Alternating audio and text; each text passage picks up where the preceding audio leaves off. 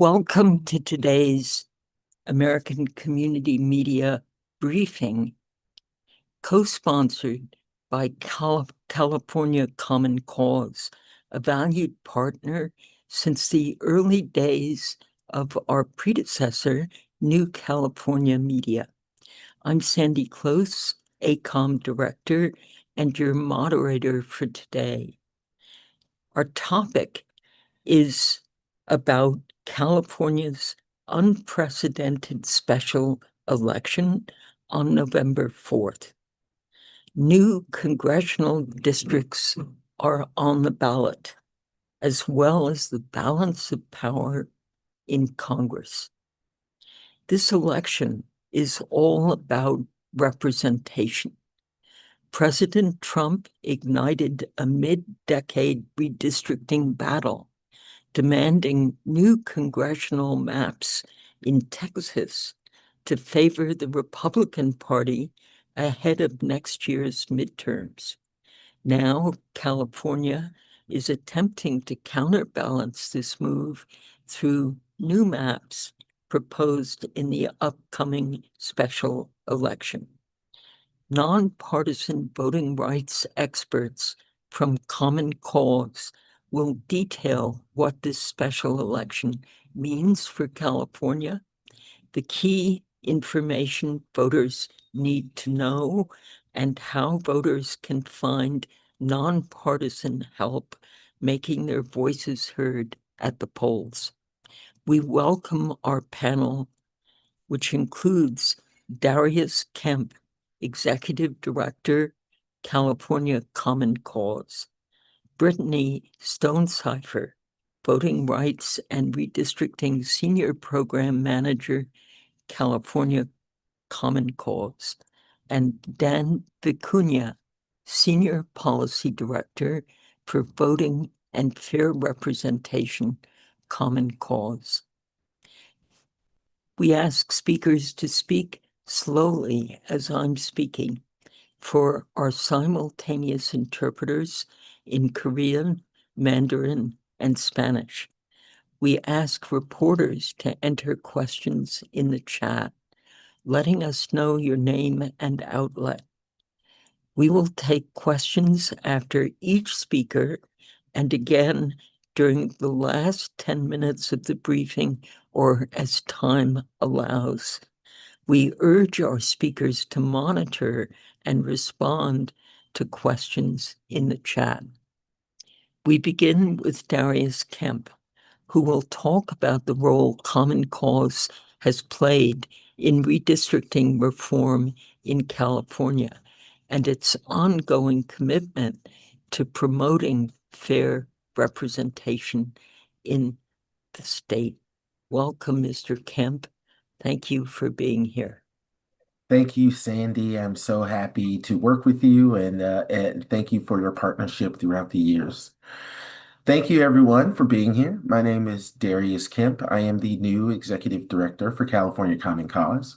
Common Cause is the People's Lobby, a nonpartisan democracy reform and voting rights organization that has members in every congressional district in the nation. We're here today to discuss the November 4th special election, which is all about redistricting and representation. We care deeply about this because we know that redistricting is more than just lines on a map. Fair maps mean fair representation, fair votes, and a fair future for everyone. As an organization, we have fought for fair maps all the way to the Supreme Court and brought an independent redistricting commission to California, which is the gold standard for redistricting across the nation. California Common Cause has been leading the way for decades to make sure that our state's redistricting processes are transparent and representative. Like I just mentioned, in 2008, we helped end partisan gerrymandering in the state of California's on their legislative lines. And in 2010, we did the same for congressional lines here in the state of California by establishing the California Citizens Redistricting Commission. The California Citizens Commission ensures voters, not politicians, come first. Because democracy matters at all levels of government, we have successfully enacted similar reforms for fair, impartial, and representative redistricting at the local level as well. Most recently, passing measures DD and LL in Los Angeles, establishing an independent commission for the city and the LA Unified School Districts. During the 2020 local redistricting cycle, we developed resources to educate community groups, local jurisdictions, and members of the public about the processes. We watchdogged redistricting in over 60 cities, counties, and school boards. Our work focused on empowering communities to make their voices heard, which led to more public involvement and fairer and more equitable redistricting processes at both the local and the state level throughout California. We recognize that we're at an extraordinary moment in our democracy, and everything is unfolding at lightning speeds. Today, my colleagues, Dan and Brittany, will discuss how we got here, what this special election means for Californians, and the key information voters need to know. So thank you all for being here and happy to answer any initial questions you might have. Thank you, Mr. Kemp. I want to take a quick look at some of the questions in the chat. And I see that Mr. Fantini with Hispanic LA, can you start off our questions? Yes, thank you, Sandy. My question is looking at the big picture. Of course, I mean, here we have this Proposition 50 that obviously it's going to be very important in terms of what's going to happen in Congress.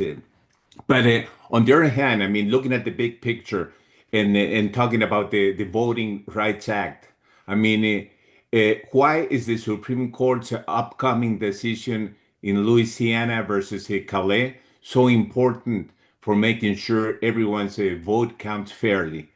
And how could it affect minority communities' ability to choose leaders who represent them under Section 2 of the Voting Rights Act? And this is a really great question, and I'm going to actually let our senior director Dan, who is works with our national partners. He's on our national team, and Dan has a lot, and also works with our litigation team as well. And so I think Dan will have a lot of insight here. Dan, Yeah, why don't you address that question now, even if it's also part of what you'll be presenting? sure, happy to. So for decades, the Voting Rights Act has been a key pillar of America's effort to ensure racial justice and racial equity and equal access to the ballot for all people in the United States. And a specific area of that, about 40 years ago or so, the U.S. Supreme Court interpreted Section 2 of the Voting Rights Act to require, under certain circumstances, the drawing of legislative districts that would allow people of color, communities of color, to elect their preferred candidates, right? If you had a community that was large enough to make up a majority of a kind of normally shaped district, that community voted largely the same way, that the white majority tended to vote against their preferred candidate, it created circumstances in which a map-making body was required to draw a district that would allow that community to elect their preferred candidates, and it's made significant strides toward ensuring that communities across the country could actually have representation in the halls of power. Now, just yesterday, the U.S. Supreme Court heard a case, Louisiana v. Calais, that seeks to undermine that important protection that's empowered communities of color for so long. It seeks a decision from the Supreme Court that would eliminate any use of race in the drawing of districts, and you could see a complete wipeout of Black, Latino, Asian representation in Congress and state legislatures, city councils, it would make a huge difference. It would be absolutely devastating. And you saw some of the conservative justices suggest that it was time to eliminate those important protections from a Voting Rights Act that they have already gutted over the last 15 years. So, usually those decisions come out at near the end of the term, in June, maybe kind of even the end of June for the most controversial, difficult ones. So we'll wait and see how it goes, but it's a big threat to Voting Rights Act protections. And maybe when you are our second speaker, Mr. Vicuña, you could talk about how important that decision will be compared to what California decides to do with the special election redrawing of maps now being proposed. Okay. Okay, let's go to a second question. Araceli Martinez with La Opinion. Do you want to ask your question? Hello, Sandy, and I'm happy to see you. And Thank you. thank you for the opportunity. I was wondering if you have some polling that show us about what can we expect for the election on November 4. Do you think that this proposition will pass? So, Mr. Kemp. yeah, just so you know, we're a nonpartisan organization, so we're not currently doing or normally do any polling on, issues like this in this way. Our goal is to make sure that voters have all the fair and balanced information they need in order to make an informed decision. I will say, though, we have done polling.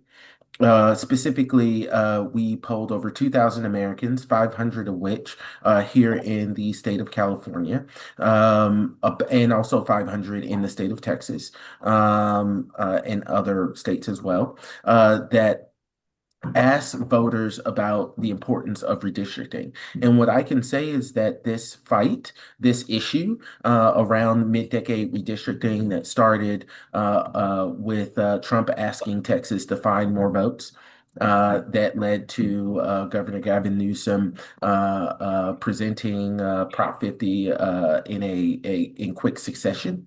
I can say that our polling shows that Californians, as well as a majority of Americans, see the importance of redistricting. They believe that voters should pick their elected officials and not elected officials picking their voters. Even a majority of Republicans in California believe that redistricting is important for our democracy, not to mention a majority of Democrats and a majority of independents.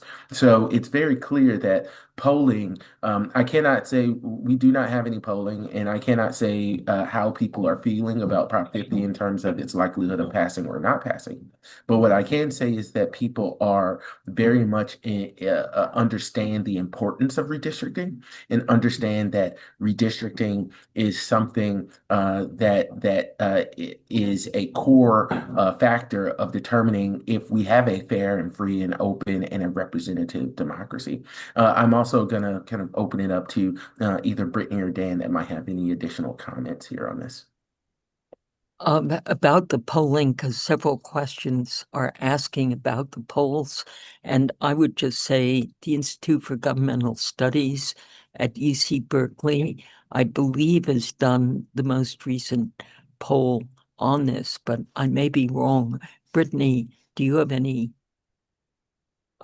sense of what the polling in California is to this point on November 4th ballot? I would just defer to Darius's comment and if Dan has anything else to add. No, I haven't. I don't know what the polling is on. Sorry. Okay, great. So do connect to the Institute for Governmental Studies polling, Mark DiCamillo.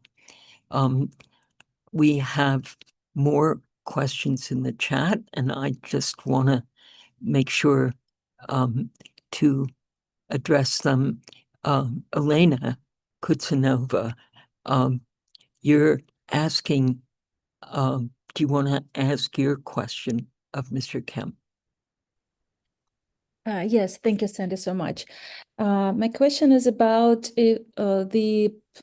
if other states are going to repeat California's practice and hold a special election, or at least they are doing something in this direction, or California just alone in this field. Thank you. I'm gonna thank. I'm sorry, Sandy.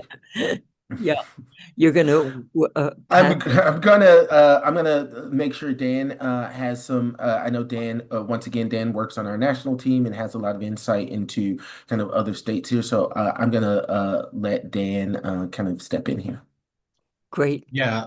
Well, So we're seeing. Sorry, I'm sorry, Sandy. Go ahead. No, you can go right ahead. I know Okay. we're kind of jumping a little ahead, but please bear with Yeah, us that's okay. because there's so much interest in this topic, and we're more informal than we are otherwise.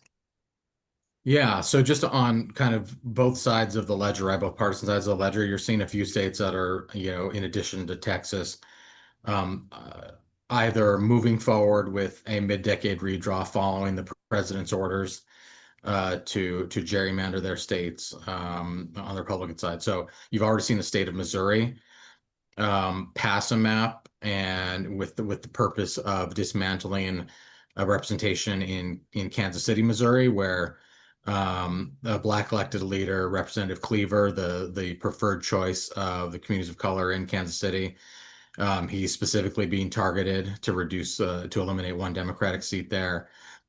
You are seeing there's pushback though. Missouri has an option for a people's veto where you can collect signatures and reverse that move, and we're supporting that effort to help them out in doing that. Right next door in the state of Kansas, there's an effort to target their Democratic representative, Sharice Davids, Native American representative, also in Kansas City, Kansas area. Florida's considering this, again, looking at dismantling majority minority districts, coalition districts, to create more Republican seats. And Indiana, the vice president has made a heavy effort to go by showing up there as well to pressure legislators to do a redraw. Same thing, they would probably look at dismantling districts that in which some communities of color are concentrated. If you're noticing a pattern, starting with Texas and their attack on coalition districts for communities of color, that is the through line through all of this. Attacks on the ability of communities of color to make their voices heard on election day. Okay. Yeah. Now, thank you. We're going to move now to your formal presentation, Mr. Vicuña. Thank you for accommodating the questions. We have a number of questions that I'm going to hold until after your presentation and Ms. Stonesifer's presentation. So these, and don't worry about being repetitive because it takes me a while to absorb the points you're making. So I'm always happy to have stuff repeated. Okay, sounds good. Well, I'll just start with, again, some of the logistics briefly. California's going to have a statewide special election. That's on November 4th, 2025 this year. Across the state, voters are going to be asked to decide Proposition 50, a measure that would redraw California's congressional districts ahead of the 2026 midterm elections. Prop 50 is going to be the only statewide measure on the November 4th ballot. You're going to have some local measures that might also be on the ballot in your city or county. Voters can find more information about that on our website, commoncause.org/voteca. As mentioned earlier, Prop 50 would adopt a new U.S. House map for California. It's going to be used in the elections from 2026 until 2030. If voters approve Prop 50 on November 4th, the map specified in AB 604 would take effect for California's U.S. House districts starting in 2026. After the 2030 census, redistricting authority will return back to the Citizens Redistricting Commission under existing law. So Prop 50, if passed, would affect only U.S. House districts, so it wouldn't touch state assembly or state senate districts. going to be time limited. The Prop 50 map is going to end after the 2030 census, and after 2030, the power to draw districts will return to the Citizens Redistricting Commission. So where did Prop 50 come from? As I kind of alluded to earlier, in July of this year, President Donald Trump's Department of Justice sent a letter to Texas political leaders demanding that the state dismantle congressional voting districts designed to empower communities of color to elect candidates of their choice. Trump also sought to flip 5 of the state's congressional districts from Democratic to Republican control. California Governor Gavin Newsom announced a plan to respond to Texas's attack on voting rights by redrawing the state's congressional map to flip 5 Republican districts to Democratic control in advance of the 2026 midterm elections. In August, the California legislature passed a legislative package that called for a November 4th, 2025 special election in which voters will be asked to adopt the new state congressional map that aims to achieve this goal. So if passed, Prop 50 would create new district boundaries that would be adopted for California's U.S. House representation. The new map, like I mentioned, would be in effect starting in the 2026 elections. Where does California Common Cause and where does Common Cause stand on Prop 50? California Common Cause is not opposing Prop 50. We decided to evaluate any mid-decade redistricting against our fairness criteria. Those criteria focus on proportionality, public participation, racial equity, time limits, and support for federal and independent redistricting reforms. And we determined that Prop 50 meets those standards, so we would not oppose. Digging into the fairness criteria that we developed a little bit. So, Common Cause's position follows decades of advocacy against partisan gerrymandering, including taking Common Cause v. Rucho to the U.S. Supreme Court, drafting provisions in the Freedom to Vote Act to ban partisan gerrymandering, and championing independent commissions nationwide. We oppose gerrymandering on principle, no matter who does it. However, we also recognize that this is a complicated and critical moment for our democracy, and voters have the right to make informed decisions about how their elections work. This is no longer one state game in the system. It's a national power grab designed to make Donald Trump unaccountable to voters in a midterm election he's afraid of. Our fairness criteria provide a framework to determine how we'll use our limited time and resources, given the many challenges to democracy our country is facing. If a mid-decade redraw meets the criteria, we will not oppose it. We evaluate maps according to, as I mentioned, proportionality, which means that any mid-decade redistricting responding to Trump's effort should be a targeted response proportional to the threat posed by mid-decade gerrymanders in other states. Public participation as a criterion. Any redistricting must include meaningful public participation, whether through a vote of the people or open public processes. Racial equity. Redistricting must not further racial discrimination or dilute the political voice of Black, Latino, Indigenous, Asian American, Pacific Islander, and other communities of color. Federal reform. Leaders pursuing mid-decade redistricting must publicly endorse the John R. Lewis Voting Rights Advancement Act and the Freedom to Vote Act, including provisions banning mid-decade redistricting and partisan gerrymandering. Endorsement of independent redistricting. Mr. Vicuña, I'm just hearing from our interpreters. If you could just slow down a little bit, it'll make it easier for them to make sure we're capturing your words. Sure, you got it. So another element of the fairness criteria is endorsement of independent redistricting. Leaders pursuing mid-decade redistricting must publicly endorse a neutral, fair redistricting system, such as citizen-led independent redistricting commissions as the long-term solution. And finally, a time limitation.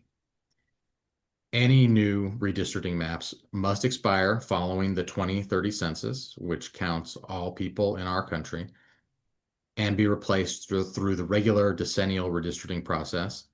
And in places with reform measures, those reform measures must be reinstated in the next redistricting cycle.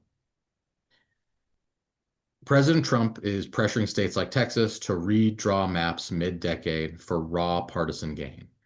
It's not isolated, as I mentioned. It's a coordinated effort to silence dissent and manipulate the midterms before a single vote is cast. In addition to Texas, as I was describing, Missouri has already done a redraw. North Carolina has announced it will redraw an already gerrymandered map. Florida, Indiana, and Kansas are also considering special sessions to waste taxpayer dollars for a mid-decade redraw.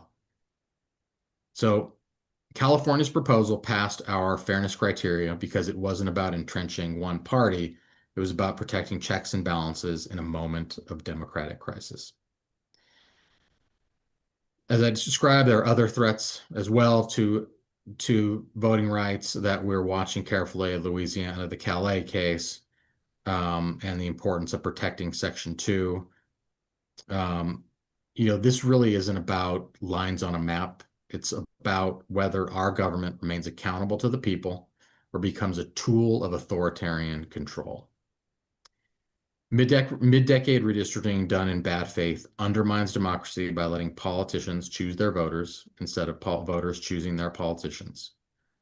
When voters lose their voice, entire communities lose access to fair representation on healthcare, education, jobs, public safety, and many other crucial issues.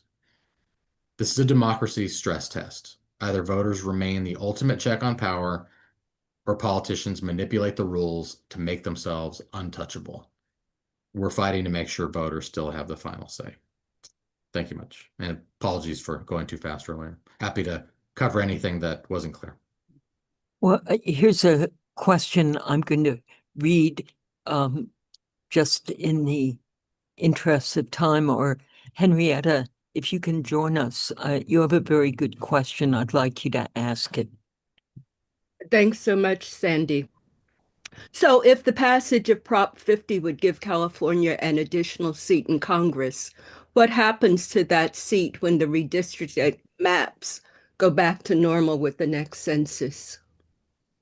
So the passage of Prop 50 would not impact the number of total seats that California has in the U.S. House. It would just impact likely partisan control of those seats. California, the number total would remain the same.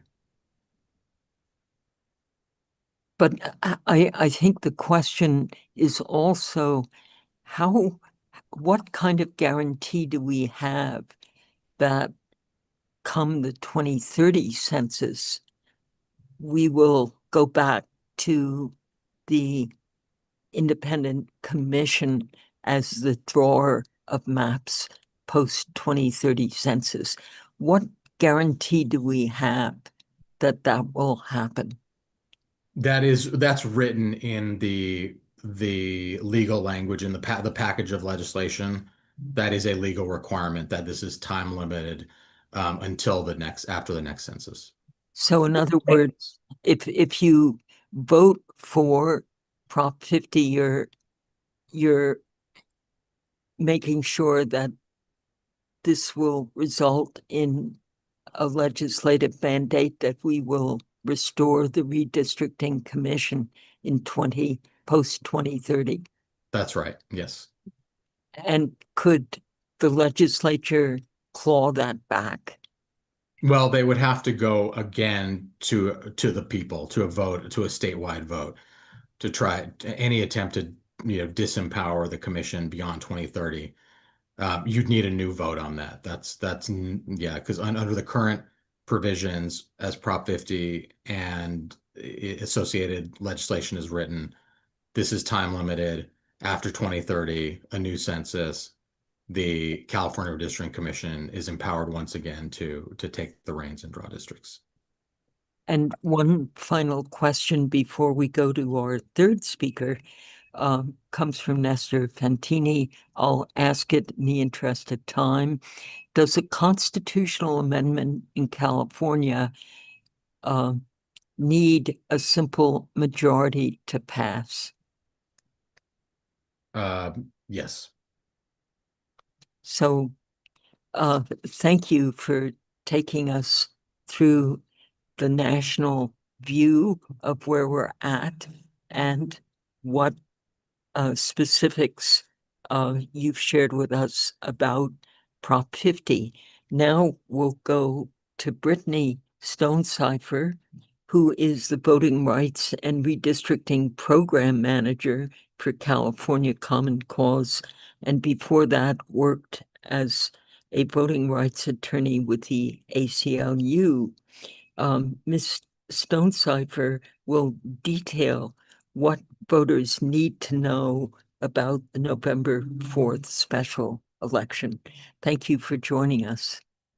Thank you, Sandy. And thank you everyone for being here. Again, I'm Brittany Stonesifer, and I'm the Senior Program Manager for Voting Rights and Redistricting for California Common Cause. I'm here to provide an overview of what voters need to know to make their voices heard on the November 4th special election. In particular, I'd like to focus on voter turnout disparities in California, which is why we do this work, how voters can register and cast a ballot this election, and Common Cause's nonpartisan election protection program and voter resources. So first, California is an incredibly diverse state, yet our voter turnout does not represent that. The California electorate is usually whiter, wealthier, and older than the actual population of California. According to US Census estimates, white people make up 41% of California's adult population, yet they comprise 55% of the state's likely voters. Latinos, on the other hand, represent 35% of the adult population, but account for only 21% of those most likely to vote. Asian Americans comprise 15% of the adult population, but only 14% of likely voters. In recent years, California has made significant improvements to voter access and turnout. However, our state still has a long way to go in addressing voter participation disparities. Ms. Stonesifer, let me just remind you, speak slowly. Okay. Okay. Thank you. Sure. During the 2024 general election, overall eligible voter turnout was 62%. However, for Latino voters, it was 46%, and for Asian American voters, it was 54%. These disparities have been persistent across elections. Adding to the urgency of this moment, turnout is often lowest during off-cycle and special elections, and turnout disparities are typically greater during these elections. That is why our election protection and voter engagement program is critical. It helps support all eligible voters so the electorate is reflective of the actual population. While in many ways, California is a leader in protecting the rights of voters, we still need to ensure that higher voter participation is representing everyone, especially voters of color. Being heard and fairly represented starts by showing up at the ballot box. That's why every election year, including this one, California Common Cause mobilizes and trains nonpartisan election protection volunteers to serve as the voters' first line of defense against obstacles to the ballot box and to ensure elections officials and poll workers are complying with the terms of state law. Our trained nonpartisan volunteers protect California voters against electioneering and intimidation, confusing rules, outdated infrastructure, misinformation, and needless obstacles to the ballot box. We encourage voters who need assistance to call or text 866 Our Vote, which I'll mention again at the end, 866 Our Vote. This hotline is available in multiple languages: English, Spanish, Arabic, Chinese, Vietnamese, Korean, Bengali, Hindi, Urdu, and Tagalog. California Common Cause will have poll monitors in certain areas of Southern California, and we will be monitoring hotline calls and developments across the entire state. Voters can also find resources at commoncause.org/voteca. So just to go through some of the information that voters need in this election, in addition to conducting on-the-ground poll monitoring and statewide election protection, Common Cause will also be working to close voter disparities by ensuring that all Californians have accurate, easy to understand information about how to participate in this election. So let's go through some of the most important information that voters need. First, to vote in statewide elections in California, a person must be a US citizen, a resident of California, at least 18 years old on election day, and not currently serving a prison sentence or found mentally incompetent to vote. Although voters must be 18 or older on election day, in California, 16 and 17-year-olds can pre-register to vote. Most Californians with a criminal record have the right to vote, which is a common misconception that people are always prohibited from voting with a conviction. That is not true. The only time a conviction affects the right to vote in California is while an individual is serving a state or federal prison sentence. Californians who are unhoused and meet the eligibility criteria described before also have the right to vote. Voting registration is required before an eligible voter can cast a ballot in California. It's important to make sure that registration is up to date to receive a correct ballot in time for the election. If a person has moved, changed their name, or regained the right to vote since they last voted, they need to update their registration. Voters can also update language preferences when updating their voter registration, which can allow them to receive a ballot and other election materials in the language they feel most comfortable voting. For the November 4th special election, voters can register or update their registration online or by mail until Monday, October 25th. If voters miss that deadline, they can use same-day registration to register or update their registration in person at a vote center or polling place until the close of polls on election day. Finally, when it comes to voting, Californians have multiple ways to cast their ballot. The first option is by mail. All voters with active registration will automatically be mailed a ballot. This ballot can be returned through USPS in the ballot envelope provided. There's no postage required. Mailed ballots must be postmarked by November 4th, but we highly recommend mailing them no later than Halloween to ensure that they are received in time. Another way that voters can return their ballot is by returning them to an official ballot drop box anywhere across the state. In many counties, this is likely to be the fastest way to return a ballot that's received by mail. Finally, if preferred or needed, voting locations will be open in every county on November 4th from 7 a.m. to 8 p.m., and voters can vote in person. There's also early in-person voting options available now, and more locations will open across the state starting October 25th. When voting in person, voters who need language access assistance can ask poll workers what materials they have available in their preferred language. Bilingual poll workers will have name tags identifying the languages they speak. If a voter's preferred language is not available in a particular voting location, poll workers can help the voter access the Secretary of State's hotline, which is staffed with bilingual poll workers covering 10 languages. Voters should also know that they do not have to show ID to vote in a state election in California. Although poll workers may ask for ID to make it easier to find the voter in the poll books, it is not mandatory to have one. Finally, for in-person voters, if you are in line when polls close at 8 p.m. on election day, you have the right to vote, and voters should stay in line. However voters choose to cast their ballot, we encourage them to sign up on the Secretary of State's website to track their ballot so they are notified when their ballot is received or counted. And again, if voters run into any questions or challenges on election day anywhere across the state, they can call 866-OUR-VOTE. Thank you. Well, thank you so much for that overview. So we have a couple of questions that I want to pick up before we go to all our speakers, open the conference up to all our speakers. And the one question that I think is very important from Tanae Gukele with India Currents. Tanae, do you want to ask your question? Sure. Thank you so much, Sandy. My question is that do we know which California districts are likely to be redrawn significantly, or will there be changes in all of them?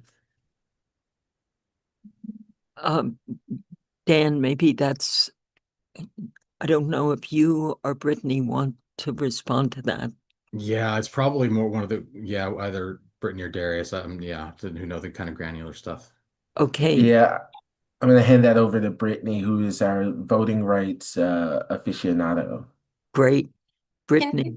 Can you repeat the question? Sorry, I was answering one in the chat. Sure.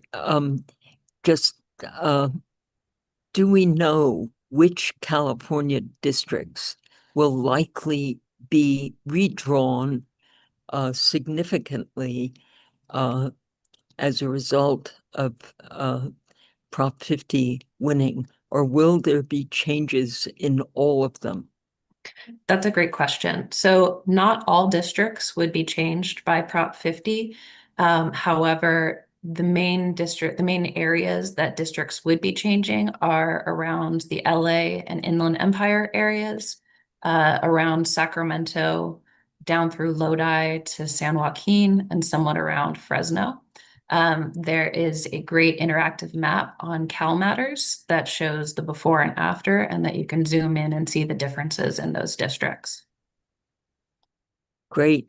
I think so many of our questions actually could be taken up by any of our three speakers. I'm going to just open the Q&A at this point. And Nestor, thank you for these excellent questions where you're really trying to place the importance of this special election in the wider context of changes going on, including with the crackdown on immigrants. Nestor, do you want to ask your question? Thank you again, Sandy. So yeah, my question is connected with the incredible amount of fear that the Latino community is having nowadays. Given, of course, I mean the federal authorities' policies of intimidation against many immigrant communities, including citizens, including citizens. So, do you think that of the 35% of Latinos that are eligible to vote, and you mentioned that actually only 25% actually vote, do you think that that's going to impact dramatically those numbers? And of course, I mean, this is directed to Brittany, but Dan and Darius, you're welcome to answer as well. Thank you for that question. So yes, as I mentioned before, eligible Latino voters make up 35% of the overall eligible voter population, but they account for only 21% of those who typically vote in California elections. We are concerned that voter intimidation, whether it be from private actors or state actors or even potentially federal actors, could target Latino voters in particular, and could, with the goal of decreasing turnout and representation and making these representation gaps even wider. That's a big part of why Common Cause is doing the work that we're doing on an ongoing basis to improve policy and make voting rights more accessible in general, but also to get the information out that voters need.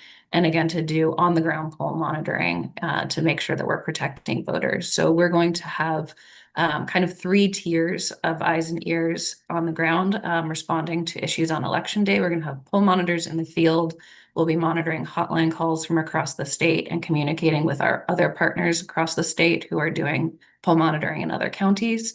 And we're going to be communicating issues as needed up the ladder to the Secretary of State's office, the State Attorney General's office, and to some of our federal partners who are prepared to file litigation if, for instance, ICE or National Guard makes a presence at any polling places. Thank you.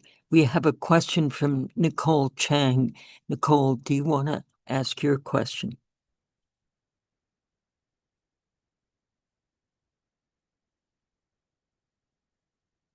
And if you're having issues, I can ask it for you. Even if, there you are, Nicole, do you want to ask your question? Yes, I thank you so much for giving me an opportunity.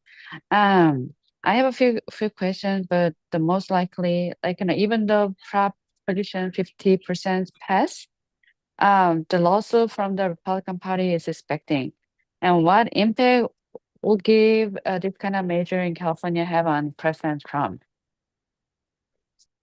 So you have two questions. You're asking about the possible impact of a Republican lawsuit, and you're asking a political question, which maybe our speakers may not feel they're in a position to respond to, but let's open it up and see, especially Mr. Kemp, what do you think the impact of a Republican Party lawsuit could be? I wasn't aware there was one that was threatened.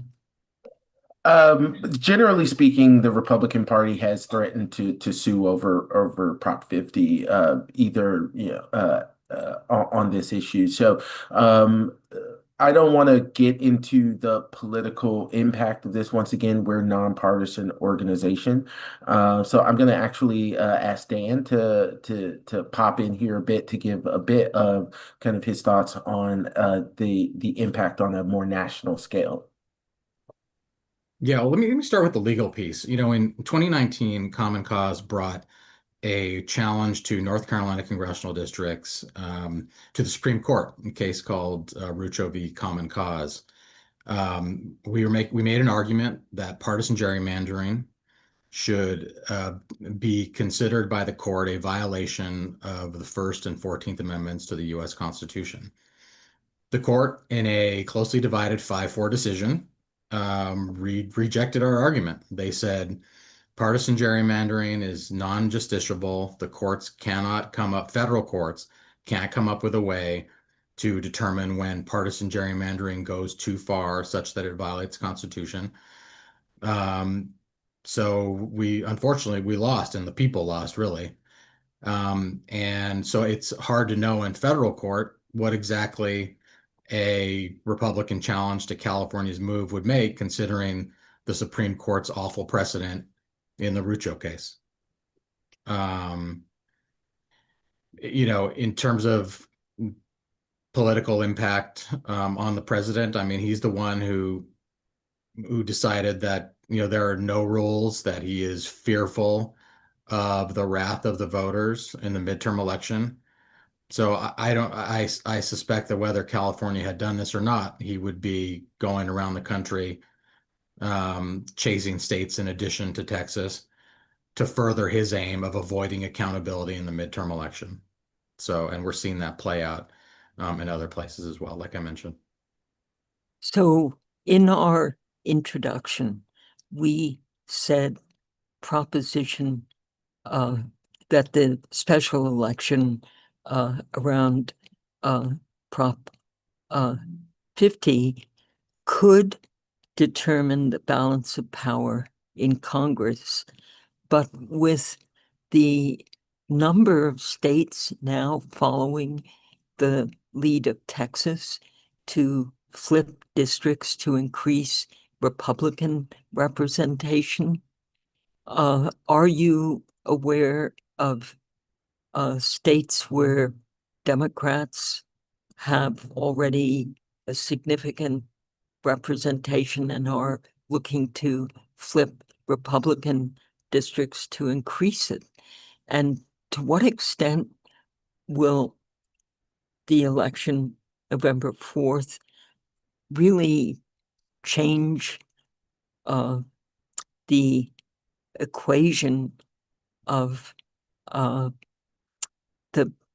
kind of balance of power in Congress when there are so many states vying to expand Republican, not so many vying to expand Democrat? Will California make the difference? I think it's really difficult to know. I mean, sometimes midterm elections are wave elections. You see shifts of 40 seats, and maybe a handful here or there won't make a difference. 2022 was a surprisingly good election for the Democrats, despite being in power, and it wasn't as much of a wave. And you know, if you have a smaller margin, it could make a difference. I think it's just very difficult to know. But I mean, from our perspective, you know, the big problem with this gerrymandering war that the president launched is that in no state is the interest in fair representation for communities. It's entirely a partisan battle that the president launched to squeeze more seats out of Republican states. You generally already gerrymandered maps to somehow squeeze more out of those, and people get left behind. So that's to us the biggest problem with this entire gerrymandering wildfire. Yeah, and can I just do a really quick add-on here? Is that this is why we keep reiterating the point that it's important that voters pick their elected officials and politicians and not politicians picking their voters. This is what gerrymandering does at the end of the day.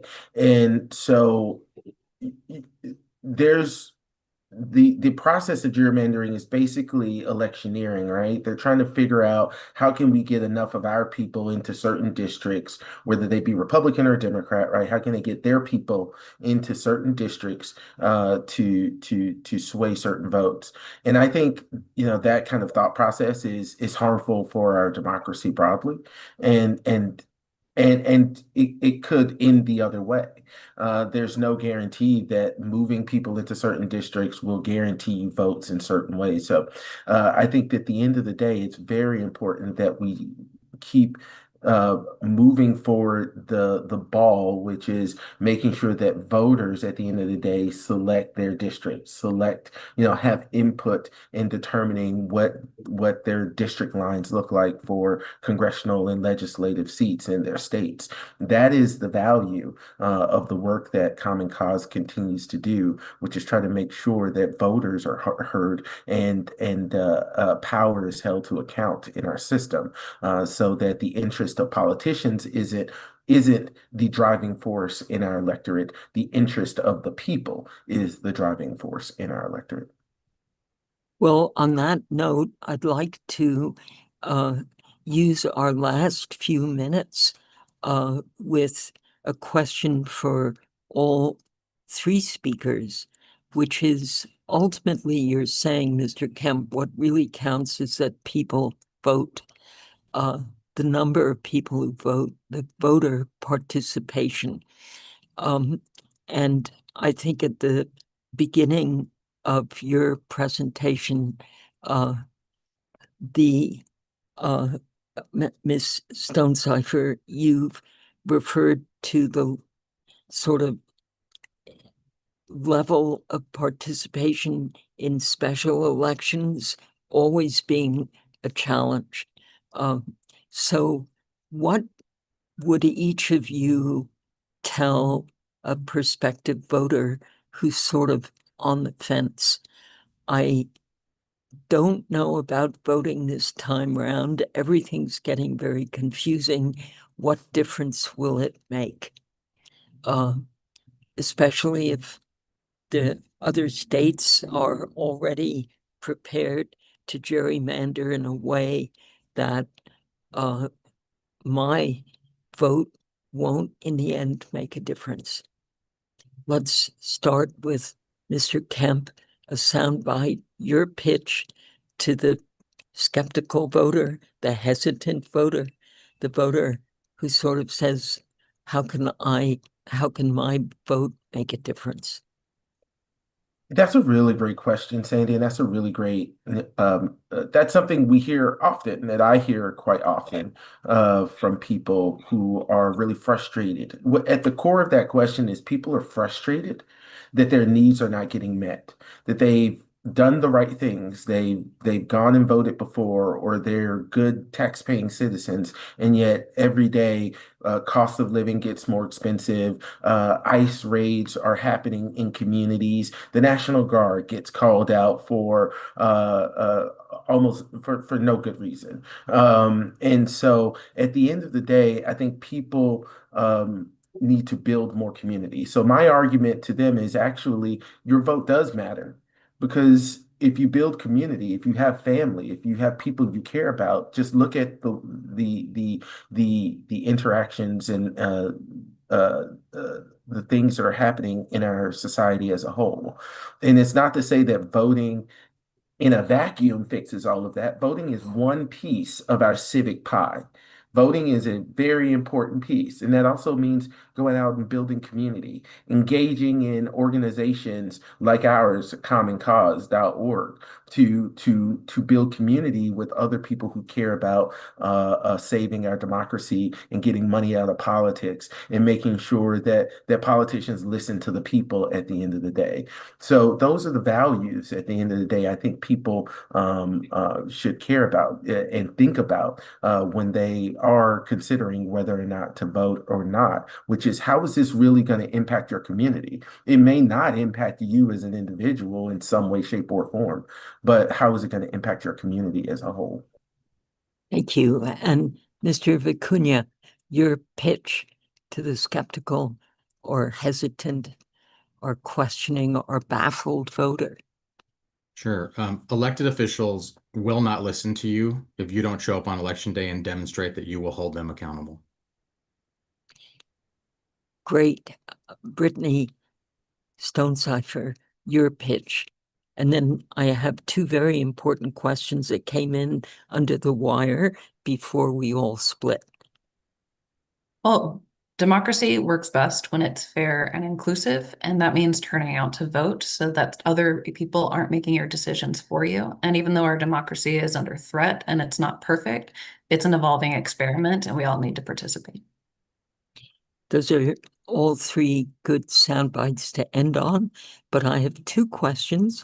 One from Solomon Smith with California Black Media. In the interest of time, I'll ask the question. Do you see this sort of midterm redistricting process driven by a fierce partisan desire to block out the other party? Do you see this part of the process becoming normalized? And if so, is there any long-term solution for this? Really, I'm going to give a really quick soundbite here, or a really quick thought process here on this, is that our deputy director, Russia Chavez Cardenas, has made a really good point to me on several occasions that this current redistricting fight, everything that is going on, Prop 50, it's people are afraid of what our current administration is doing. When you have presidents that are abusing the system, that are once again sending National Guard members out for no apparent good reason into cities, making various threats and other inappropriate comments, right? People are just afraid of what our federal government could do at the end of the day. And so what we have to do, and what we're trying to do over at Common Cause broadly, is to make sure that people see that there is actually hope, right? If people live and operate in a state of constant fear, then there will be this constant back and forth and tete-a-tete. But it's more important that we try to build in hope and show that there are ways to actually fix our society and our democracy, that people are standing up and standing up together to do that, and that we are actually facing the concerns that people have at the end of the day and trying to make progress on those serious concerns that people have. So, a lot of what I see in our politics right now is that people are afraid of what other individuals with power are doing, and we all should be concerned about those things. But we also need to work hard and collectively join in together to fight systems that are not working for us as a whole. And so that's what's really important, is that we build in that hope by collective action and community engagement with each other on these issues.